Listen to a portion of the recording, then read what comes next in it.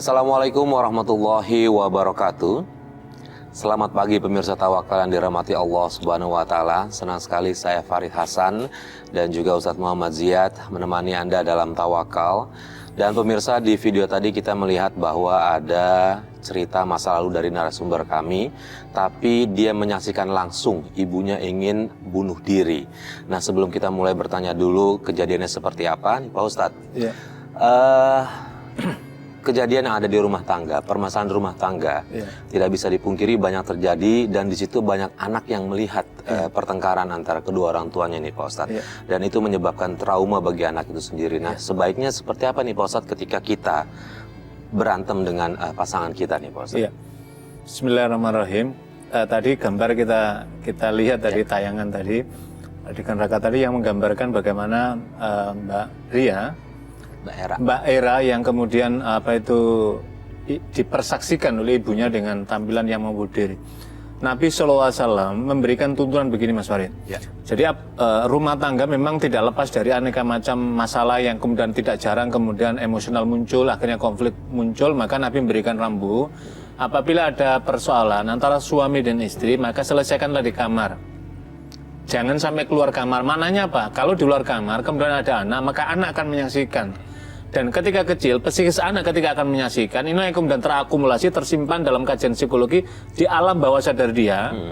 Memang Nabi nggak menjelaskan alam bawah sadar psikologi belum dalam konteks untuk ilmu modern, tapi Nabi memprediksi bahwa itulah yang kemudian akan terjadi. Inilah yang kemudian akhirnya menjadi benih-benih traumatik yang berkepanjangan pada anak suatu saat. Dan ini juga tidak baik dalam pertumbuhan pendidikan anak. Tadi video tadi yang ada yang ditampilkan tadi, ini kan seorang ibu yang kemudian dengan membawa pisau kemudian mau bunuh diri didesak dengan anak. Ini amat sangat membahayakan bagi psikis anak-anak dan tidak sepatutnya. Karena itulah Nabi menjelaskan pentingnya orang tua itu sebisa mungkin, sekuat mungkin mengendalikan diri emosinya di hadapan anak-anaknya supaya anaknya tidak menyaksikan sehingga ia mengikutinya. Iya. Nah, Mbak Hera, itu kejadiannya umur Mbak Hera berapa dan apa penyebabnya sampai ibu mau seperti itu? Kejadiannya sih mungkin saya nggak tahu pasti ya, cuma saya sudah mulai mengerti itu dari SD kelas satuan itu kan udah mulai paham. Jadi udah lama banget. Karena sebenarnya sih permasalahannya ibu saya itu istri kedua. Istri kedua. Iya.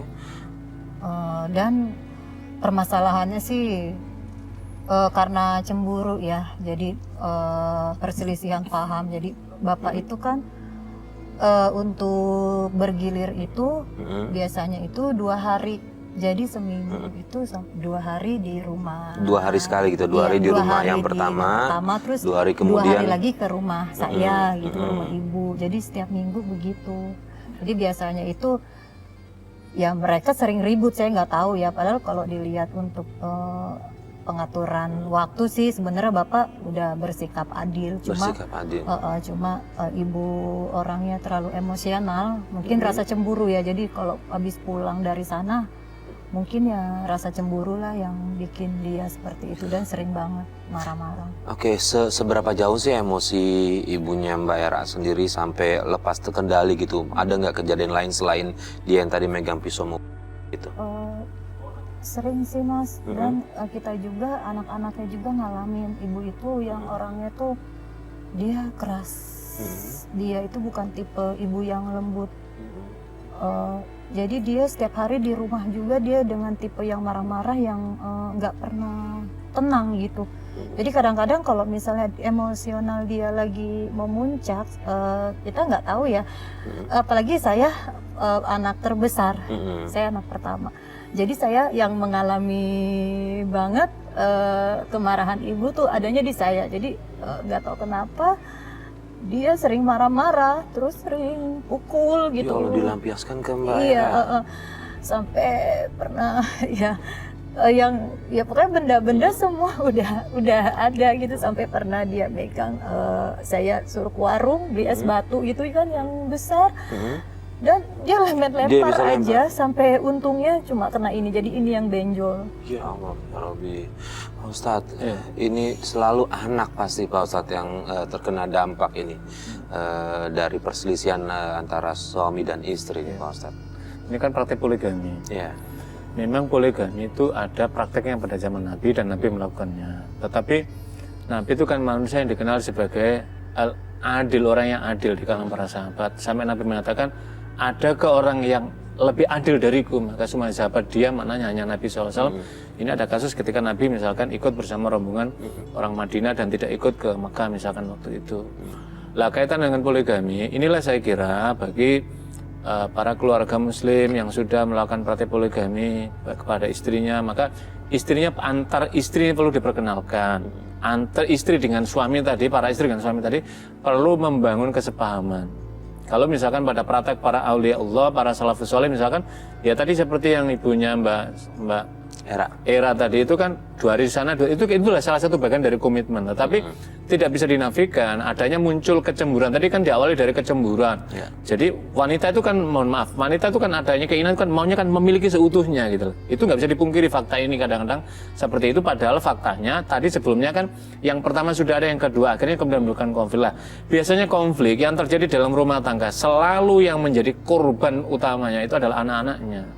Anak-anaknya yang seharusnya tidak menerima perlakuan kasar semacam itu, anak-anak yang seharusnya masih polos, suci, bersih, tapi kemudian akhirnya menjadi orang yang paling berat menghadapi korban. Dan tadi Mbak Ria tadi sudah menjadi orang yang luar biasa tadi sampai benjol tadi ini kan tidak patut ini, tidak patut. Bahkan pada zaman Nabi SAW, nah itu ada salah seorang sahabat yang melaporkan, pada zaman Umar ada salah seorang sahabat yang melaporkan kepada Umar Amirul Mukminin. Karena apa? Karena dia menyampaikan anaknya nakalnya luar biasa. Dilaporkan, wahai Khalifah, saya punya anak nakalnya luar biasa, minta ampun deh kira-kira kalau dalam bahasa kita. Maka kemudian Sayyidina Umar tidak serta-merta kemudian mengamini, menyetujui apa yang dilakukan oleh yang tadi, maka kemudian dipanggillah anaknya tadi. Wahai fulan, benar kamu seperti yang dilaporkan bapakmu begini bla bla. Maka kemudian anak itu menyatakan, ya Rasulullah, kami melakukan itu. Kenapa kami melakukan itu? Karena bapakku kami tidak mendapatkan pendidikan dari ibuku. Maka apa mananya? Kemudian Umar menyatakan, wahai bapak, kenapa anakmu nakal? Karena engkau tidak mencarikan ibu yang baik untuk anaknya. Apa maknanya proses ini? Maknanya adalah ketika orang mau menikah, maka sesungguhnya bukan sekedar mencari pasangan hidup untuk diri seorang suami, tapi ia sedang mempersiapkan calon ibu bagi anak-anaknya. Maknanya Pak, edukatif ini, nilai edukatifnya penting dibekali bagi seorang istri, supaya Pak anaknya tumbuh menjadi yang lebih baik, sehingga tidak terjadi apa yang dihadapi oleh Mbak Ria tadi. Iya, Mbak Hera, keseharian setiap hari itu maksud saya, ibu marah melampiaskan itu ke Mbak Hera?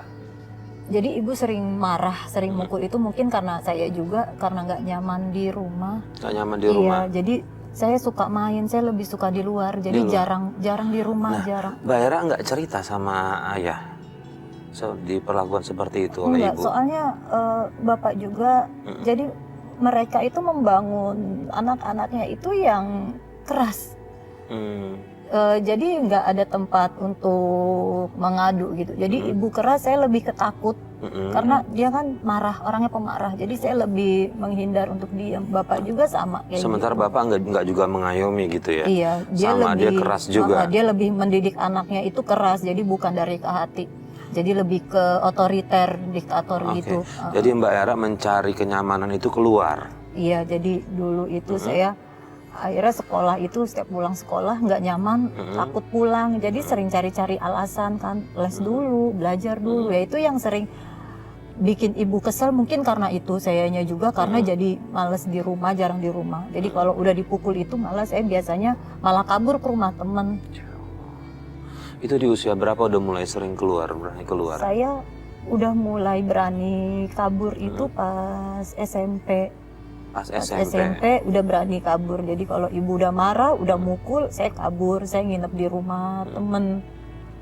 Oke, saya dengar katanya begitu kabur sempat kenal deket sama pria yang lebih tua ya, betul ya? Iya Mas. Nah itu ketemunya di mana? Ya jadi kan saya sering main. Akhirnya di luar itu saya kenal sama laki-laki yang usianya di atas saya. Ya karena kondisi keluarga seperti itu, dan dia lebih dewasa. Saya pikir dia lebih perhatian, lebih bisa untuk berbagi. Dia orangnya baik. Artinya sosok yang Mbak Era butuhkan, kasih sayang dari orang tua, dapatnya dari dia gitu intinya ya. Iya. Dan akhirnya mungkin karena saya banyak di luar, saya nggak paham. Di perkenalan lama-lama dia suka ngajak ke ruangan lah gitu, kayak akhirnya saya terikat sama dia karena saya ngerasa akhirnya keperawanan saya diambil sama dia.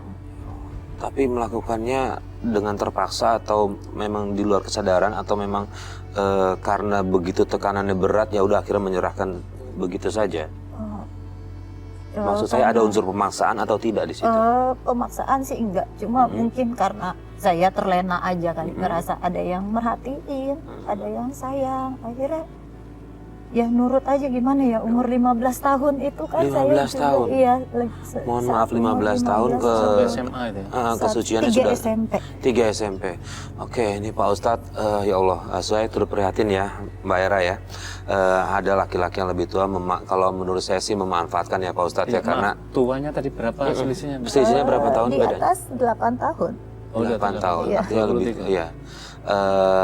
Ya mungkin saya sih nggak tahu ini apakah itu ada keterlibatan setan ada di situ karena dia sering berduaan gitu Pak Ustadz. Cuma maksudnya ada yang kelewat dari batasnya apa yang dilakukan oleh Mbak Era. Sebaiknya kalau ada anak yang seperti itu atau kita mengalami masalah seperti apa yang harus kita lakukan nih Pak Ustadz? Yang pertama kan begini Mas Farid ya, kita sedih sekali kita melihat fenomena ini.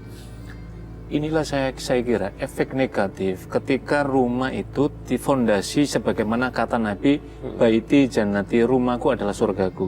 Rumahku adalah surgaku, maka orang semua di dalam penduduk rumah itu akan, penghuni rumah akan merasa nyaman, happy. Maka ketika nyaman dan happy, yang menjadi teladan itu ayahnya, menjadi teladan adalah ibunya, maka tidak ada lagi teladan contoh-contoh figur-figur di luar rumah, maka nggak mungkin orang ini akan main di rumah.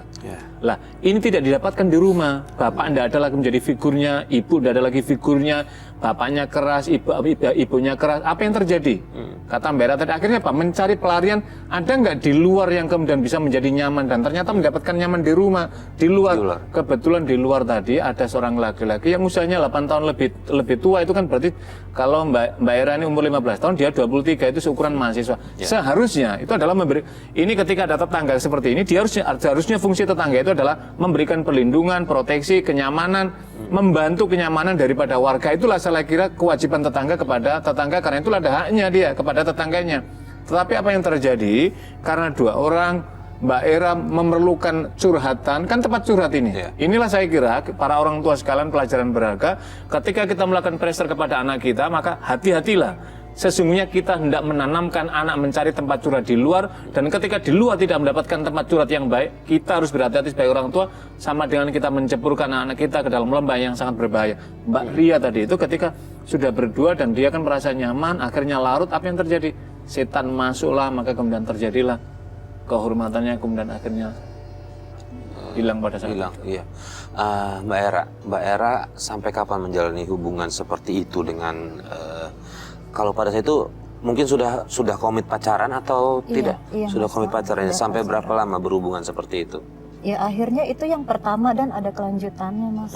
Dan ya dibilang sering lah, akhirnya kita sudah seperti suami istri layaknya. Akhirnya setelah dia melakukan, dia jadi ngerasa memiliki, dan saya juga kan takut Mas, karena saya pikir saya udah diambil sama dia, dan dia harus nikah sama saya. Cuma waktu itu kan usia saya 3 SMP, saya ngelanjutin sekolah sampai SMA waktu itu, dan sifat-sifatnya itu mulai terlihat. Dia lebih, akhirnya apa yang dialami saya dari orang tua, dia melakukan hal yang sama. Iya, dia diktator, otoriter. Jadi saya nggak boleh bergaul dengan teman sebaya. Dia posesif gitu. Dia posesif. Jadi setiap saya berangkat sekolah, saya harus bareng sama dia. Saat pulang sekolah juga saya dipantau sama dia. Saya boleh pergi cuma sama dia. saya nggak boleh main sama teman sebaya dan akhirnya terjadi pemukulan juga. Jadi Dia sering memukul. iya, akhirnya saya sering dipukul, malah lebih parah. Kalau dia itu mukulnya lebih yang sadis. Oh. Jadi bibir ini juga ada kan yang kayak ada agak robek, ini bekas robekan. Dan dia kalau udah mukul itu udah membabi buta sampai dia nonjok-nonjok mata, pernah sampai berdarah merah. Dan karena saya nggak tahu orang tua saya ngerti nggak kondisi anaknya kalau pulang itu dengan mata yang Mereka nggak merah, nanya. bibir yang bocor, mereka Nggak peduli. diam aja. Ya Allah, ya Rabbi Pak Ustadz, ini ya Allah, Mbak saya turut prihatin atas yang terjadi. Dan saya nggak Ya. bisa mengadu, Mas, Iya, karena nggak saya apa-apa. takut, jadi saya lebih menutupi. Kadang-kadang saya kalau udah merah begitu, kadang-kadang bocor, saya lebih nginep ke rumah teman karena saya takut pulang. Insya Allah, ini Pak Ustadz, kita prihatin atas Betul, pembayaran ini Pak Ustadz. Kita sangat prihatin sekali nggak tega melihat. Dan saya kira ini tidak sendirian. Kisah seperti ini kan gunung es ini, di mana-mana terjadi. Inilah saya kira kan kalau di dalam teori pendidikan kan ada beberapa pusat pendidikan, Mas Arid. Yang pertama pusat pendidikan adalah keluarga. Yang kedua adalah sekolah. Yang ketiga adalah masyarakat. Ini di keluarga tidak mendapatkan. Hanya tinggal di sekolah, masyarakat dalam arti adalah lingkungan tadi dia mendapatkan. Maka ketika 3 pusat pendidikan nggak dapat, apa yang terjadi? Anak tidak ada ruang bagaimana yang seharusnya tumbuh berkembang, apalagi kalau dalam naungan kehidupan agama ini sudah tidak sama sekali. Karena SMP, jadi kan begini, pintu pertama, ketika kita sudah berdua kemudian melakukan gitu, maka apa yang terjadi? Orang ketagihan. Mohon maaf ini kalau di dalam teori. Katakan apa? Pihak laki-laki tadi terus akan akhirnya apa? Kenapa kemudian sangat posesif tadi? Supaya dia tidak akan ada ruang bercerita di luar, maka akhirnya kemudian seperti itu. Apa yang terjadi? Mbak Era mengalami tekanan psikis yang kedua kalinya di rumah yang tidak mendapatkan, kemudian di sini. Para pemirsa sekalian, saya kira inilah pentingnya kita memiliki kepedulian terhadap lingkungan. Ketika menyaksikan ada fenomena, ada hal yang ganjil, maka kita perlu juga memberikan perhatian. Jadi kata salah seorang pengarang tekanan Ibnu mengatakan, ar-rajulu ibnu bi'ah. Seseorang itu adalah anak lingkungannya. Kalau lingkungan baik, maka anak kita keluar dari rumah juga akan nyaman. Lah ini tadi tidak mendapatkan tadi itu. Apalagi ini kan sudah kayak istrinya sendiri, maksudnya sudah memiliki punya otoritas padahal tidak ada ikatan apa-apa, maka tidak boleh. Bahkan kalau mohon maaf Mbak Era tadi misalkan cerita sama orang lain yang lebih dewasa kemudian dilaporkan, ini sudah kena hukum pidana karena apa? Menghancurkan orang, merusak orang, dan kemudian menyakiti orang. Tapi kan tidak berani karena apa? Karena sudah akumulasi dari penderitaan batin Mbak Era yang luar biasa. Oke, Mbak Era nggak pernah coba untuk kabur gitu dari laki-laki itu? Karena saya nggak tahu ya, Mas, ya. Saya juga nggak paham orang tua gimana. Jadi saya berusaha mau sekolah dan orang tua itu nggak peduli, Mas, untuk biaya sekolah itu dia nggak pernah nanya. Nggak Jadi pernah nanya. mungkin karena dia merasa memiliki, dia udah menafkahi sekolah saya saat itu. Oh, yang laki-laki yang lebih dewasanya kayak gitu. Terus nggak ada. Maksud saya gini loh. Iya, setelah SMA, setelah lulus saya udah berusaha. Saya pikir saya nggak mungkin dengan hidup tekanan seperti ini. Saya udah nggak butuh biaya lagi. Setelah lulus SMA itu saya mulai cari kerja. Saya kerja, tapi dia nggak terima. Dia mencari saya berusaha kabur, saya berusaha keluar dari rumah supaya saya bisa kerja. Tapi suatu waktu akhirnya dia ketemu juga, saya ditemuin sama dia. Dan dia bawa pergi saya, dia bawa kendaraan. Di mana ya kosan yang terima di sekitar sini? Sabar, di sini ada kok kosan yang dekat. Itu kayaknya cowok lo deh. Yang mana? Itu yang naik motor. Mana sih? Tuh kan bener. Oh iya bener. Era! Lepasin! Gue nyariin lo, ayo gue pulang. Lepasin! Sopan dong sama Era. Lu siapa? Gue teman Era. Oh, ini teman lu. Ini Berhenti. Pergi lu sana, jangan ikut campur urusan gua. Apa? Udah, lebih baik kita putus sekarang. Lu mau putus dari gua? Iya. Lebih baik gua mati aja daripada gua putus sama lu. Ini yang lu mau? Enggak. Jangan. Ini yang lu mau kan? Enggak. Maafin aku. Sekarang kita pergi. Enggak, kita nggak jadi putus, oke? Ayo pergi. Ayo, enggak. Ayo. Pas lu. setelah ketemu dari situ, saya dibawa kabur.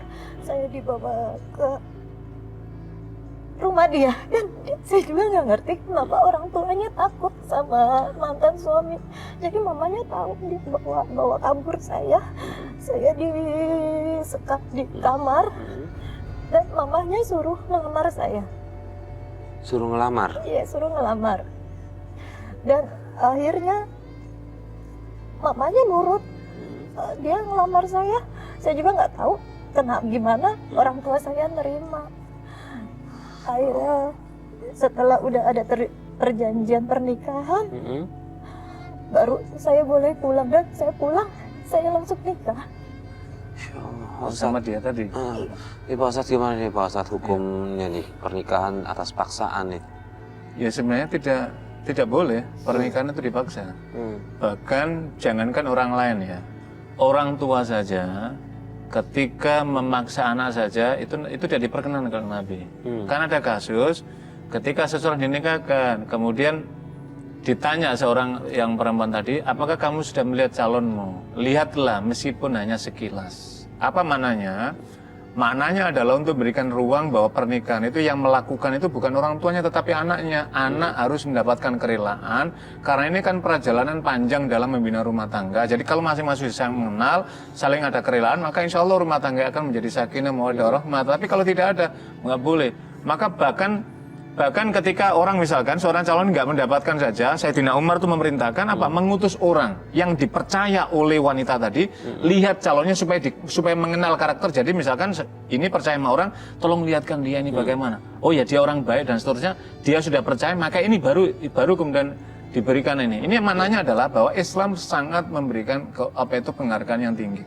Yang kedua adalah misalkan kayak tadi dalam konteks untuk paksaan. Tetapi kan kemudian begini, kalau persyaratan dalam sebuah pernikahan itu kan begini Mas Farid. Kalau sudah ada pasangan kan ada 4 rukunnya itu. Pasangan, jadi pasangan suami istri ada, kemudian ada maharnya, kemudian ada saksinya, ada walinya, sudah selesai gitu loh. Lah konteks tadi kan ada berarti saya. Cuman kan prosesnya tadi itu gitu loh. Iya. Jadi awalnya kan kenapa tadi itu memaksa? Karena dia sudah lama, sudah menikmati lama, tadi proses panjang berhidup bersama dia, maka merasa tergantung, akhirnya apa saja dilakukan. Lah ini kan kalau sudah awal pernikahan seperti ini kan sudah bisa kita menggambarkan apa yang akan terjadi kemudian kan begitu. Iya, lalu gimana kehidupan rumah tangganya?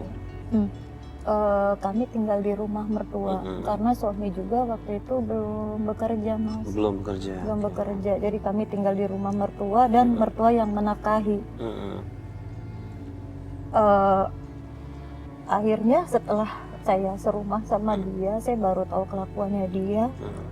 Dia sering keluar malam, pulang pagi dengan mabuk, dengan yang sampai muntah-muntah. Kalau udah pulang saya harus ngebersihin dari kotoran dia. Dan saya nggak tahu kenapa dia juga suka mukul. Akhirnya dia lebih sering mukulin saya. Tapi mertua saat itu saya juga nggak tahu.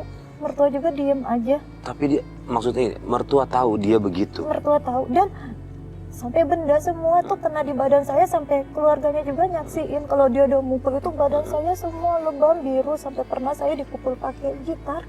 Dan gitar itu sampai hancur, itu semua badan saya biru. Tapi mereka cuma bisa diem aja, mereka nggak bisa nolongin saya. Kenapa mereka takut sama suami? Iya, nggak tahu, saya juga. Orang tuanya aja takut, Mas, sama dia. Pak Ustadz ini udah masuk penganiayaan kalau menurut saya sini Pak Ustadz. Ini bukan lagi kehidupan berumah tangga, tapi ini penghancuran anak manusia. Kalau tadi kan, jadi kita sudah bisa melihat benang hitamnya ya, bukan lagi benang merah. Tapi kan karena tadi kenapa tadi masa tadi? Karena dia sudah minum minuman, keluar malam. Jadi kata Al-Quran kalau pintu segala kejahatan itu diawali dari pertama asyurubu minuman khamr. Maka kemudian akhirnya perbuatnya perzina. Kalau sudah perzina maka kemudian melahirkan permusuhan. Kepermusuhan apa? Konflik. Ya sudah ringan dan tadi yang terjadi tadi. Yang kedua, orang kalau dalam rumah tangga tadi, taruhlah seperti itu, sampai melakukan tadi itu berarti kan udah nggak ada lagi kasih sayang pada seorang itu. Loh bagaimana istrinya jadi diperlakukan seperti itu kan?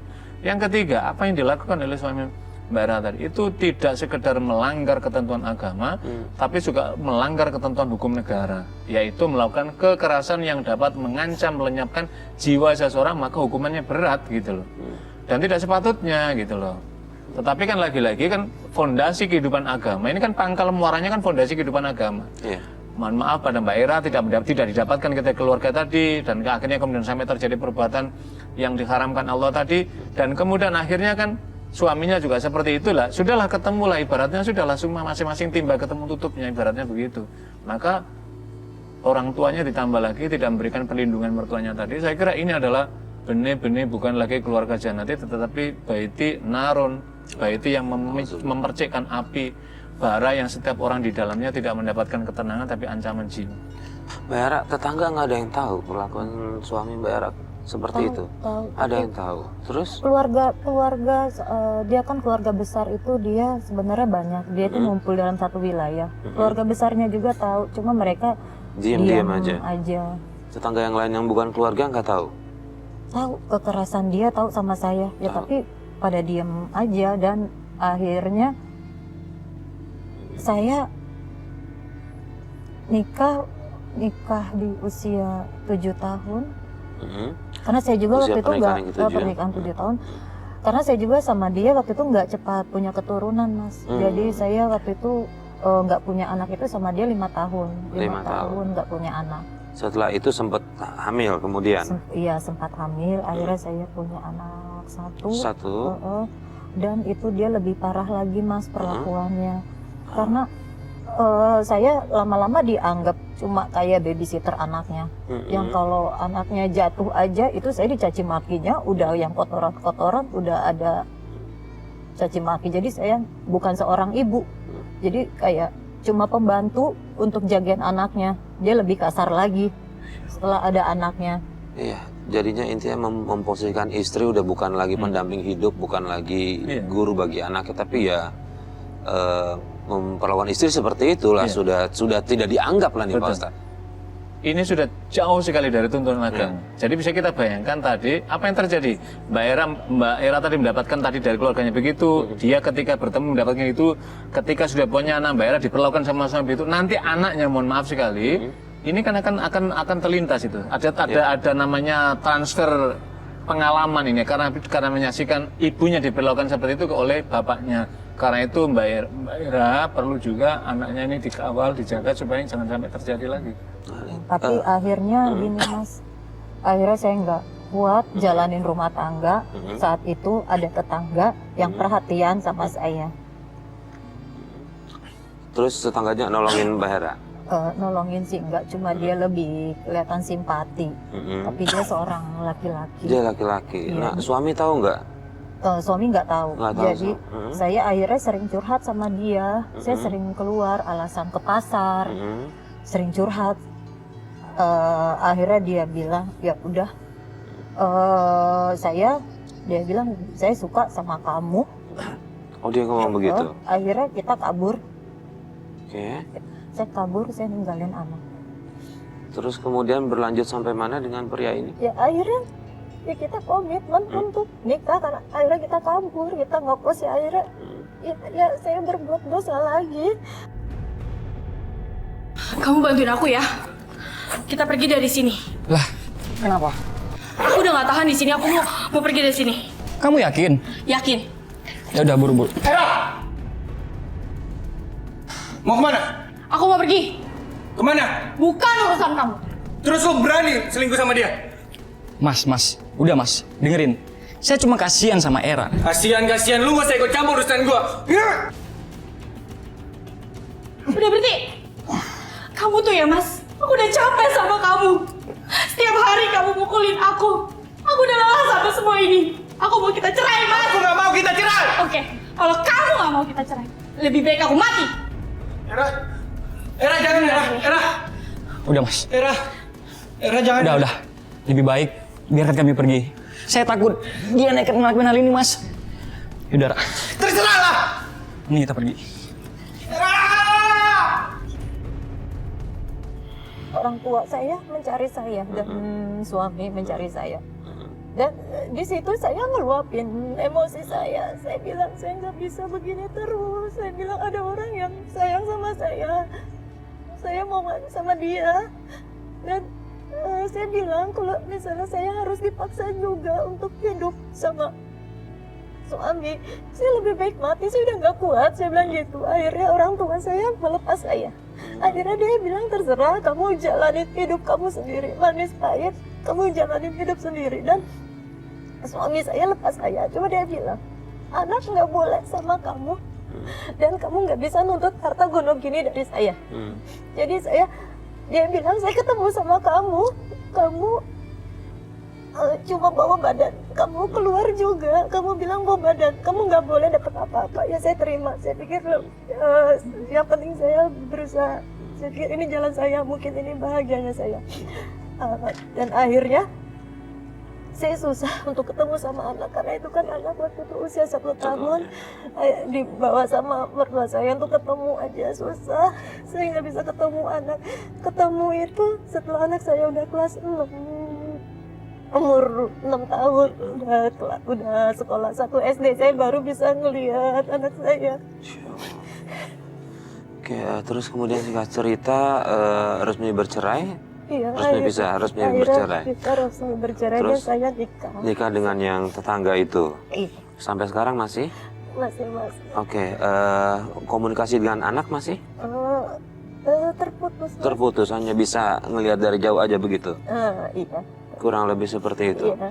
Oke, Pak Ustadz, ini apa yang dilakukan sama Mbak Era? Dia memutuskan untuk kabur, kemudian pergi dengan tetangga yang cowok, tapi belum ada keputusan resmi dari pengadilan bercerai.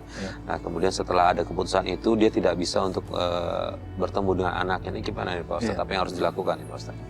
Ini kalau dalam kajian agama tidak dibolehkan. Iya. Apapun keadaannya dengan suami, maka tidak boleh kabur, apalagi dengan laki-laki lain. Kalau kok kabur sendiri, mungkin masih bisa dipahami.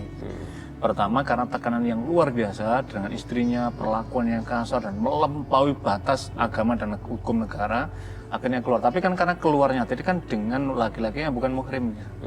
Kalau Anda kata dengan kakaknya, dengan saudaranya atau pamannya atau apanya, itu mungkin masih bisa. Karena ini kan untuk menyelamatkan jiwa dia yang terancam di rumah tadi. Tapi karena tadi, dan Mbak Era tadi kan menyatakan ini kan perbuatan dosa karena bersama tadi. Dan mohon maaf, apalagi tadi kemudian ketika bersama dua hamba Allah berbeda, laki-laki dan perempuan, punya nafsu, punya syahwat, akhirnya terjadilah perbuatan yang diharamkan Allah, yaitu perbuatan berzina. Ini kan terjadi, akhirnya kemudian konflik tadi. Tapi lebih dari itu sesungguhnya, kenapa ini terjadi? Ini kan mohon maaf, saya aja perih Mas, sedih, tidak terbayangkan orang tua menyaksikan anak misalkan dengan seperti ini bertubi-tubi. Ini kan 3 kali tumpukan ini. Pertama tadi orang tua luar rumah, kemudian kemudian yang ketiga akhirnya mengalami yang semacam ini. Tetapi kan sudahlah, ini kan sudah terjadi, akhirnya kan kemudian bercerai sama tadi suami, akhirnya bercerai sama suami, kemudian akhirnya baru menikah yang tadi kan. Tapi yang sebelumnya tadi kan perbuatan dosa sempat berlangsung berapa lama tadi lah.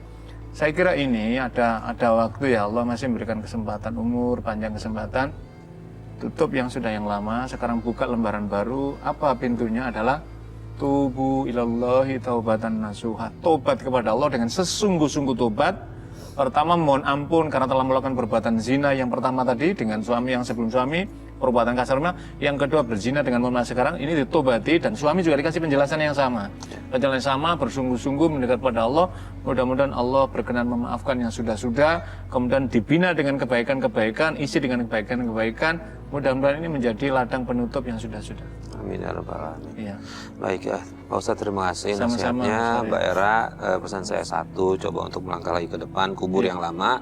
Tadi Pak Ustadz bilang coba taubatan nasuha, kenapa nggak kita coba? Insya Allah saya juga percaya niat Mbak Era kesini datangnya baik ya. Ingin merubah segala sesuatunya jadi lebih baik lagi. Mudah-mudahan Allah bantu, dan pasti Allah akan selalu bantu dengan umatnya yang memang benar-benar taubatan nasuha. Terima kasih Mbak Era sudah berbagi cerita dengan kami. Dan pemirsa, mudah-mudahan cerita dari Mbak Era ini bisa menjadi pelajaran yang bisa kita ambil jika kita suatu saat bertemu dengan kasus yang kurang lebih sama. Saya Farid Hasan undur diri, wabillahi taufiq wal hidayah. Wassalamualaikum warahmatullahi wabarakatuh. Waalaikumsalam warahmatullahi wabarakatuh.